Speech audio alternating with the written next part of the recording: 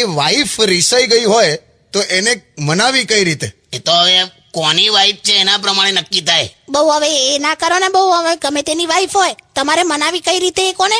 મને એવું આવડતું હોત તો સોસાયટીમાં એક પણ સ્ત્રી દુખી ના હોત. બસ હવે જો હું જ કહી દઉં છું કે વાઈફને મનાવી હોય ને તો આમ મસ્ત આમ ગિટાર વગાડવાનું, કે પછી હસબન્ડે મસ્ત સોંગ ગાવાનું, કે પછી રોમેન્ટિક શાયરી કહેવાની, કે પછી મસ્ત કોઈ આમ પેઇન્ટિંગ કરીને એને આપવાનું. આ રીતે માની જતી હોત તો દરેક પુરુષ આર્ટિસ્ટ હોત. કાકા હું કહું, છોકરીને છે ને મનાવવા માટે there are 3 મેજિકલ વર્ડ્સ.